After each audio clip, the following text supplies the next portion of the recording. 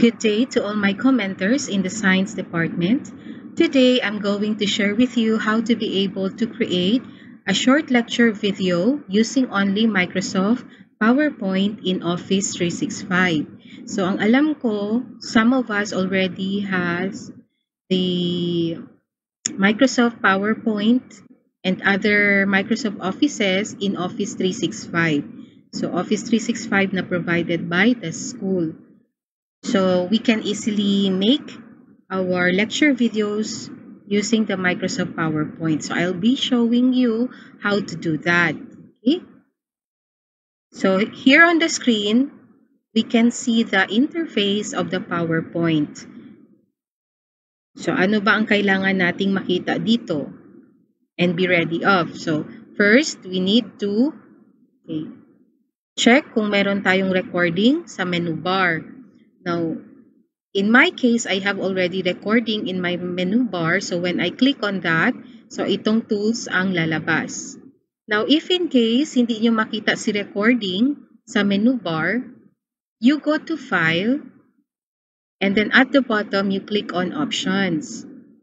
So go to Customize Ribbon, and try to see kung merong check ang recording na word dito. Okay? Tool natin for recording. If there's no check, then you just tick on that, then click OK. So, lalabas na si recording dyan sa menu bar. So, what should we do first before starting with the recording? So, first thing first, dapat yung slides natin ay ready na. Yung mismong PowerPoint presentation natin should be ready.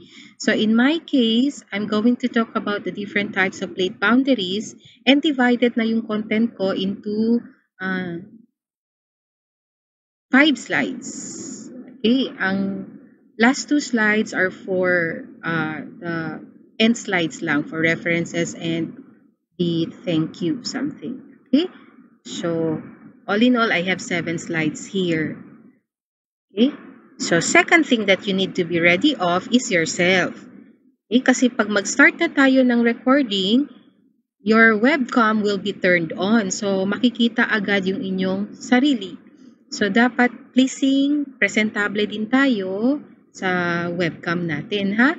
Although, hindi naman siya kaagad-agad mag-record. Okay, kasi you need to click on this. So, once you're ready, you click on Record Slideshow and go to Record from Beginning. Okay, so as you can see, kita ko na yung sarili ko. So, ganito to. Okay. Although hindi pa naman siya ma-record. So, you can still fix yourself kung merong hindi maayos sa face mo or sa damit mo.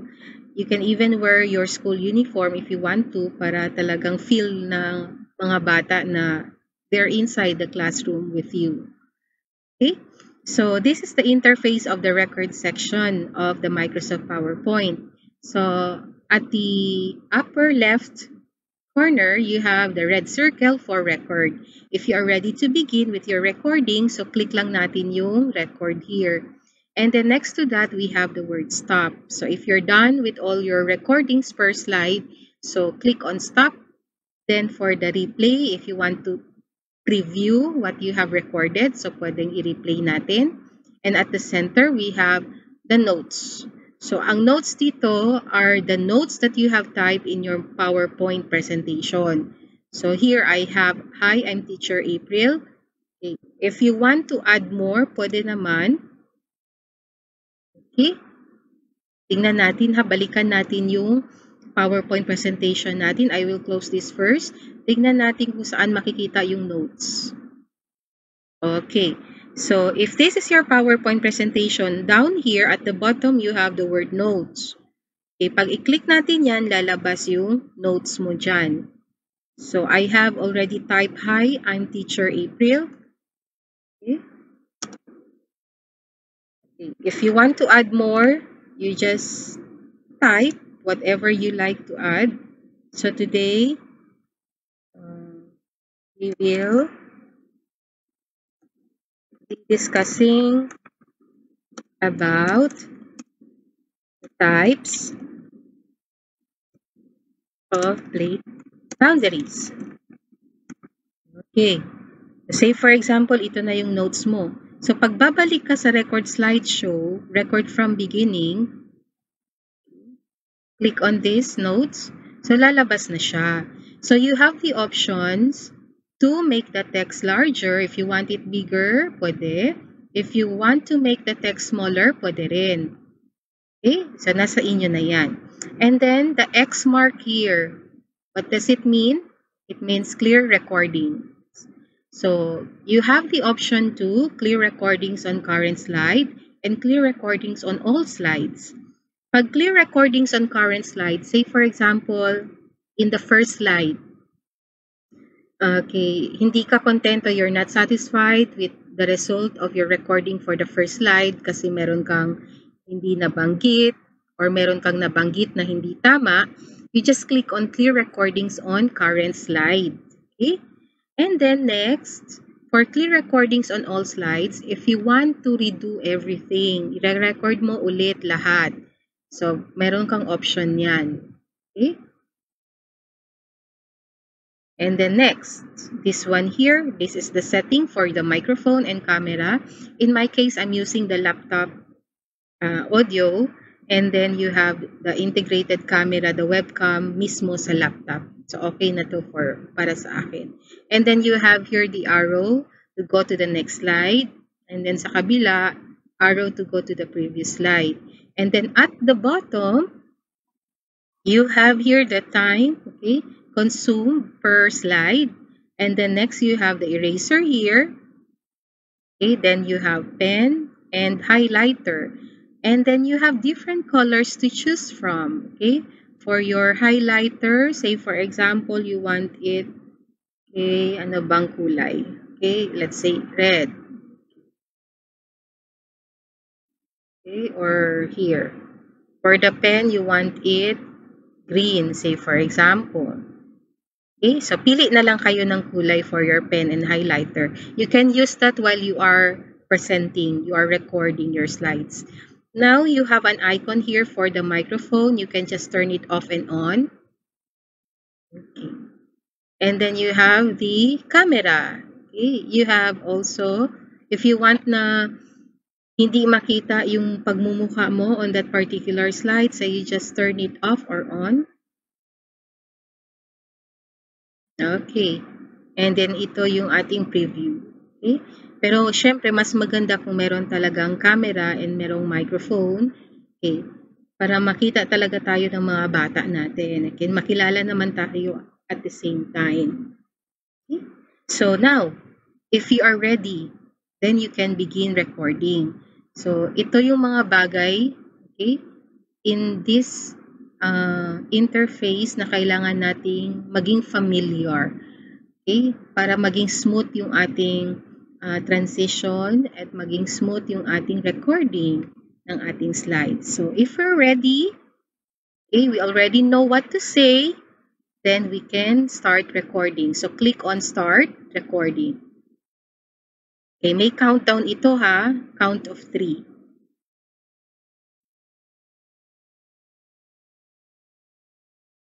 Hi, I'm Teacher April. Today we will be discussing about the types of plate boundaries. Are you ready to learn? And then go to the next slide. Okay, so click on this. Okay, and then you blah, blah, blah, blah. Explain the whole thing, the content of your lesson to your class. And then go to the next. Okay, so explain mo na kung anong nasa slide mo. Now, if you want to use a highlighter, okay, gamitin mo na, or a pen. So, in this case, I have a pen here, color green. So, pwede mo siyang i-emphasize using your pen. Okay, underline mo yung mga words. Okay? If you want to change color, pwede rin. Say you want it, red na lang. Red. Say, for example, you want it red. You want to emphasize the word collide. Okay? Collide or move towards each other. Okay? So, yan na siya, ha? So, magamit mo yung pen at saka si highlighter and eraser if you want to erase. Okay, gusto mo nang i-erase yan. Erase natin. Okay, okay, na-erase na siya. Okay, now say for example, you are not satisfied and contented with your narrations. Meron kang mali na nabanggit. Okay? Hindi ka talaga kontento sa kinalabasan kasi nabubulol ka. So, you want to redo it, so you go to stop. Okay, so nag-stop na siya ang recording mo, no? So, if you want to replay, pwede rin. Okay? Pwede mong i-replay, i-preview yan. For that particular slide only. Kung ayaw mo naman, kasi alam mo naman kung saan ka nagkamali, go to the X mark here and clear recordings on current slide. Okay, so if you notice, wala na siyang, what's this? Underline. Okay, kasi balik tayo sa pag-record ng ating narration on this particular slide. Okay, so mag-narrate ka na, but make sure na click mo din yung record. Okay, 3, 2, 1. Okay, so the second type of plate boundary is convergent plate boundary and blah, blah, blah, blah, blah. If you are done, go to the next. Okay, so we have another type, the divergent plate boundary. If you want to make use of the highlighter, okay, gusto mo siya red. Okay, so gusto mo kasing i-emphasize ito. Ito dito. The spreading center called the mid-ocean ridge. Okay? So, gusto mo rin i-emphasize yung word na diverge. Now, if you don't want it to be highlighted, eraser na naman. Okay? Now, kung ayaw mo ng iyong narration dito, punta ka sa X ulit. Okay. Bago ka punta sa X, stop mo muna. Okay, stop muna ha. Stop muna bago pala punta sa X. So, X muna and then clear recordings on current slide. So, notice na wala na siyang underline. Kasi nga, babalik tayo sa pag-record sa kanya. Okay, so if you are ready to record again, click on record. Okay, so blah, blah, blah, blah ka na dyan. Okay, and then next. And then next.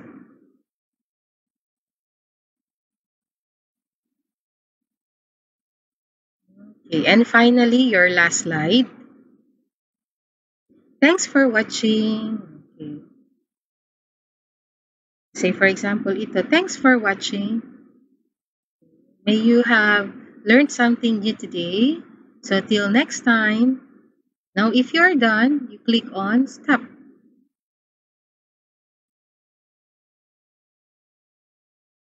Okay. Pag-click mo ng stop, okay, so nandito na yung mga recordings mo. Okay, so as you notice, sa bawat slide here, merong kang webcam. So you have the option to resize it, make it small or big. Okay, so pwede mo siyang i-trim, punta ka sa format, dito sa taas, crop. Say kasi gusto mo siyang i-center eh. Okay, okay na siya. Now you can reposition this. Okay.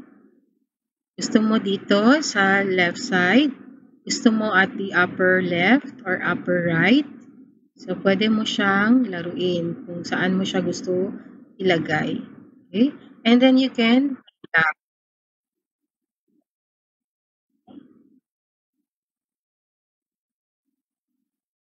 Okay.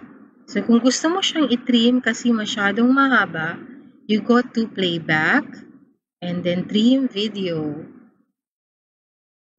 Review mo. Okay. Gusto mo i-trim yung last part kasi hindi naman kailangan na. Okay?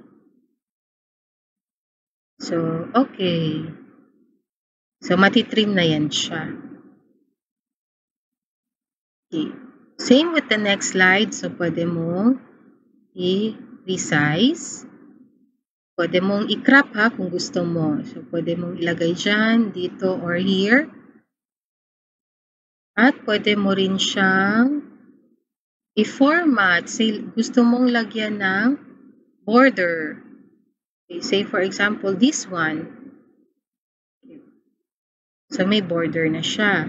If you want na lagyan ng kulay ang border, pwede rin. Dito lang, video border. Okay, anong gusto nating kulay? Okay, say if you want it,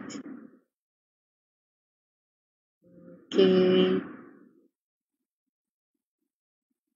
say ito, dark blue. Okay. Or if you want it here, pwede rin. Size mo na lang. Okay? And then do the same with the other slides. Let's say this one here, natatakpan na siya, so pwede mong liitan, pwede mong ilipat sa taas. Okay? And then pwede mo ring i-format, lagyan mo ng ganito. Say for example, or ganyan. Okay? Video border. Okay? So, ikaw na bahala if whatever you want to do with your webcam, pwede mong lagyan ng border yan. Okay, border. Here, natatakpan siya, so pwede nating ilipat dito. And then, resize mo na lang. Okay. Tapos, pwede mong i-playback, ha?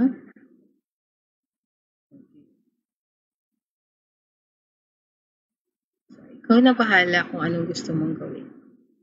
Now, if you're satisfied, okay, na-check mo na lahat per slide, okay, itsura ng webcam mo, then you can go to recording, again, then export to video. When you go to export to video, okay, nandito na, create a video. Pili lang tayo ng medium file size and moderate quality. Okay, kasi pag full HD, napakalaki ng file size niyan. At pag nakadata lang yung mga bata, baka mahirapan silang mapanood yung video natin. And then use recorded timings and narrations and then create a video. So, lagay natin dito.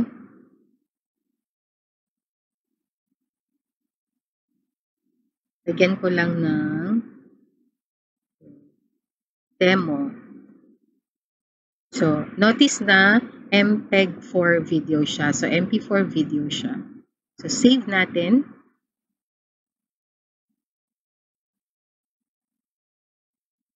Okay. As you can see on the screen, at the bottom, you can see now that it is saving. Okay. Saving na siya, ha? So, as you can see sa first slide ko, while we are waiting for that to totally and completely be saved, as you can see dito sa aking video, if lalakihan ko siya, ganito yung itsura ng aking mouse. Okay? That means, dapat nag-antay pa ako, nag-pause pa ako mga 1, 2 or 1, 2, 3 before I talk. Okay, kasi pag nagsalita ka kaagad after the countdown of 3, after the counts of 3, doon sa pag-start recording, meron kang words na baka hindi makapture ng audio mo. So, might as well, after ng 3 counts, 3, 2, 1, after you click that record video or record, start recording rather, so magbilang ka ng 1, 2, 3. Okay? Para okay naman yung itsura mo here. Okay, now downloaded na siya. Let's go to downloads, dahil sa downloads yun. So, nandito na siya. I can just click on that at para makita ko. Mapanood natin, ha?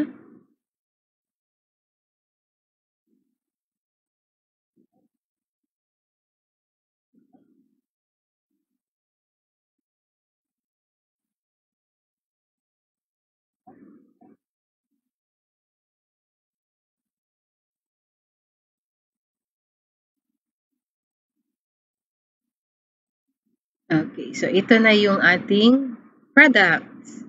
Okay? So, pwede na natin to siyang what's this? Itong file na to, pwede na natin i-upload sa Google Drive natin. We can also upload din ito sa YouTube channel if we have. And sa Facebook, sa FB group ng ating klase, pwede ito i-upload. Okay? And then from there, you can just copy the link and then that link is-send nyo yan sa group chats ng klase ninyo. Okay? I would suggest na upload nyo muna yung file sa Google Drive or sa YouTube channel or sa FB group ng klase ninyo before you send the link sa GC. Kasi pag gagawin nyo yan from your laptop, isend nyo to the group chats sa Messenger, hindi siya ma-upload because of its large file size. So, upload nyo muna sa YouTube or sa FB group or mismo sa Google Drive ninyo. Then, just send the link to your GCs in Science. Okay? So, I hope may natutunan for today. That's it on how to be able to create a short lecture video using only Microsoft PowerPoint. So, I hope na itry ninyo ito habang wala pa pong klase. Okay, short videos will do. Okay, just to for this to supplement kung ano man yung nasa modules natin. Okay? So, thank you.